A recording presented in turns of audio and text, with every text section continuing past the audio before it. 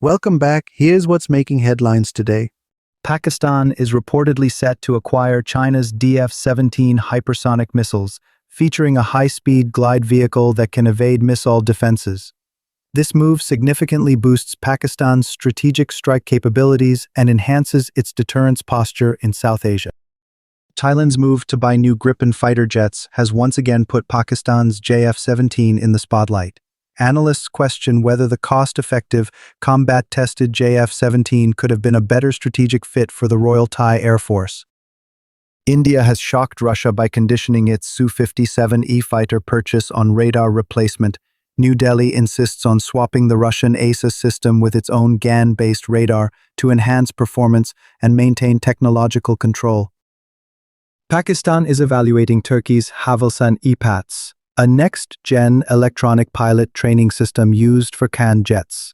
The move shows PAF's growing focus on advanced simulation and pilot readiness.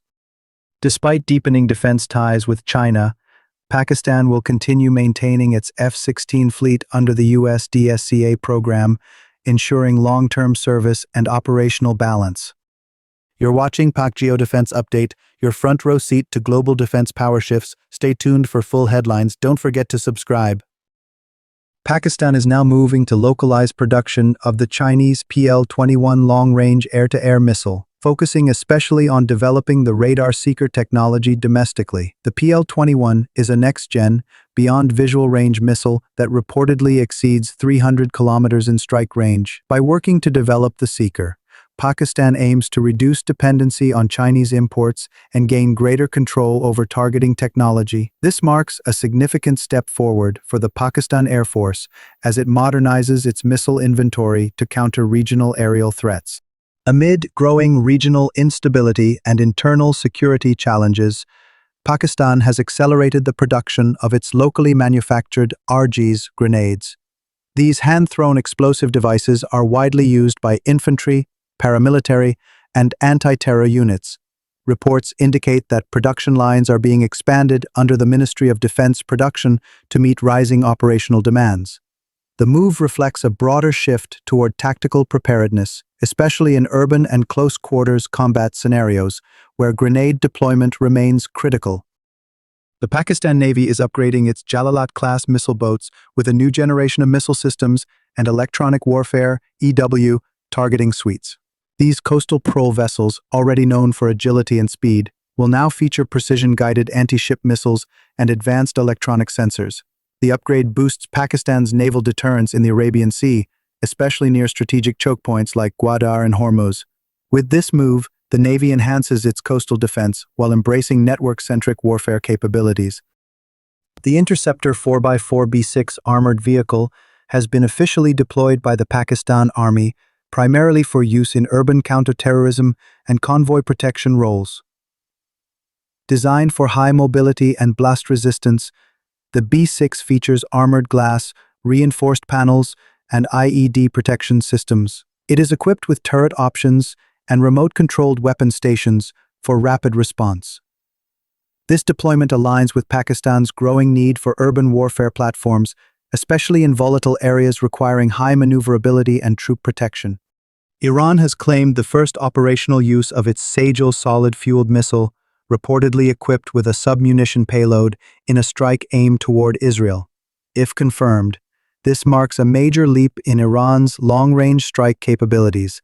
The Sejjil has a range exceeding 2,000 kilometers and is notable for its speed, mobility, and rapid launch profile. The addition of submunitions would increase its effectiveness against air bases or dispersed targets.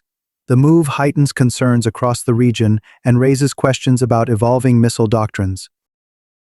HUMA-1 loitering munitions have officially entered mass production in Pakistan, specifically tailored for anti-radiation missions.